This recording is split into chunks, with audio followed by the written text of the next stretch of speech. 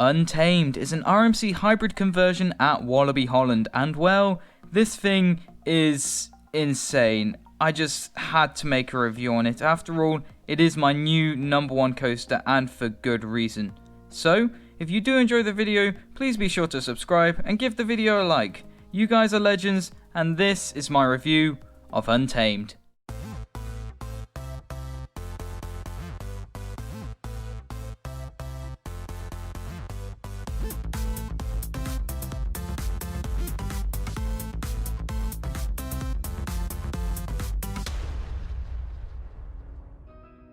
Before I start, I have used some footage in this review from other creators. These include All Clear and Theme Park Worldwide. A link to their respective channels can be found in the description below.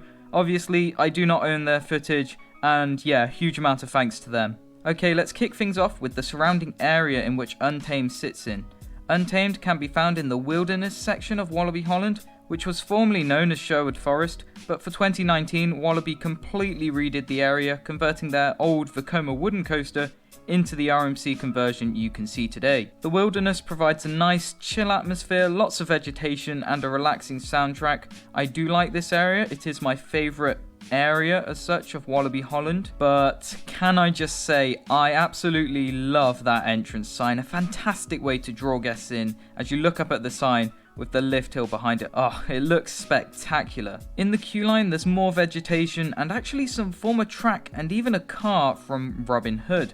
Very interesting. Also, you can get some nice views of the coaster, especially that bold first drop. That brown track colour looks great with that wooden structure. And of course the trains, the silvery pattern on the sides, and the insect-like thing on the front. Oh, it just looks epic, you know. Untamed at the moment is the only Rocky Mountain construction coaster that I've ridden, and holy cow, when people said that they were good, they weren't kidding. This ride is unbelievable. It has everything I look for in a coaster. Great inversions, hang time, whippy transitions, and airtime. So much airtime. I couldn't tell you my favourite part of Untamed because it's all so good, but let's have a look at the layout. So you start off by leaving the station, which looks beautiful by the way. I really like the green aesthetics of it, and of course these like lights which will flicker amongst the soundtrack that actually plays as the train leaves the station. And I personally really like that. You then enter this wacky turn. It's such a weird and unnatural feeling that you experience when you're going through this element, which in turn prepares you for the rest of the ride. Into the lift hill, and as with most coasters, you get some nice views of the surrounding area and the layout for Untamed. But before you know it, you're into this first drop, and it's ejector airtime all the way. Absolutely phenomenal. On my first ride, I went over this drop and I was just in awe. How can airtime be sustained for this long and at that high a level? Oh, I was just in shock really at that point. Then a quick speed hill, which was actually over quite quickly I thought, but you get a nice small pop of air, so nothing to complain about there. I'd say this is probably the weakest moment on Untamed, but even the weakest part of Untamed is still much better than most airtime moments I'd experienced beforehand. Now comes the weirdest element I've ever experienced. It's damn right out of this world. You go into it like a large zero-G roll, turning you upside down, but then instead of flipping you back to track level, you stay there at 90 degrees, kind of like a wave turn, but it just hangs you there, and it's so cool because before you can comprehend what's going on, you're flipped again, rolling through this inversion downwards, picking up speed before you descend to then go into more ejector airtime, thrown to the left. I didn't find any airtime here, but the snappy nature of it more than makes up for it. After that turn, you then go into the most conventional part of the ride, I'd say, and this is your standard airtime hill, but as most of you will guess, there's a ton load of ejector airtime on this thing. Then comes an outer bank hill, like the previous one, but this time you're taken at an angle, and because this was my first RMC, I'd never experienced anything like this before, except maybe that hill on Icon, but that provides zero airtime. However, on Untamed, this weird feeling of angled airtime is stupendous. It's such a weird feeling, and it just makes me wish that Icon's Hill was a little bit more like that, but oh well. As much as I praise this roller coaster, Untamed is not perfect, and I'll get onto that later. After that airtime hill, you then enter your third inversion, which then transitions into a mini wave turn. And of course the whippy entrance and whippy exit of the element makes it a phenomenal part of Untamed. Here comes a double up and then a double down straight after, which I found quite unique. There's not a huge amount to say about this element, it is what it is, it's fantastic just like the rest of Untamed.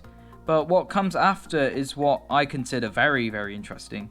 You go into another inversion, which is a cutback, something absolutely crazy and unnatural again. I love how it hangs you at the top slightly before whipping you quickly back to normal track level. And do bear in mind that the pacing has been perfect so far on the ride, and that's not going to give up anytime soon. Then follows a turn very close to an earlier section of the ride. There's lots of small ejector airtime hills from now onwards, some banked, some not, but what I also love is how the wooden structure for the larger elements of the ride is just all around you, and it feels like you're going to hit your hands on every single beam of wood.